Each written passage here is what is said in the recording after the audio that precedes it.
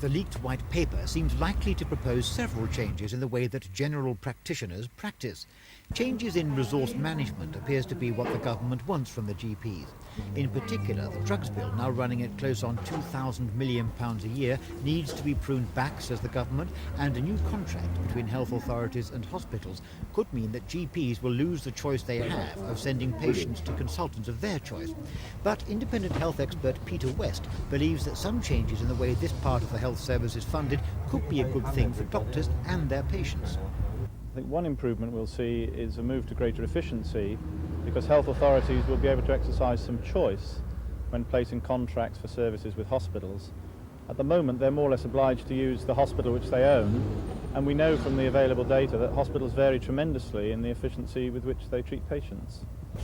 Is this in any way going to help the patients in ways that you feel will be beneficial? I think it will help patients, but obviously we'll need to make sure that the quality of services is maintained and improved by any changes, as well as any reductions in costs that are achieved. But some GPs believe that although it's not unreasonable to monitor drug costs more closely, full budgetary control in a practice can only add to the overall cost of medicine, whilst other proposed changes could adversely affect patient care as well as the doctor-patient relationship. I wonder what happens to patients who are obviously going to require particularly expensive care. Where are they going to find a doctor? We have the right to refuse to take any patient on our list, and I think the temptation is going to be to choose patients who are not going to be too expensive to the practice.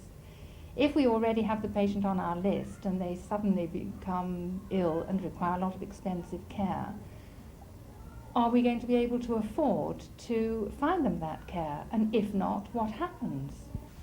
What about the possible restrictions on the rights that you have at the present moment to send patients to a hospital that you choose? Right? I would refer a patient to a named consultant. I don't refer a patient to the Whittington Hospital or St Bartholomew's Hospital. I will refer to a named consultant whom I respect and whose treatment I wish my patient to receive. And I would very much like to retain that right. And the white paper on the National Health Service is due to be published tomorrow. Christopher Rainbow for Thames News.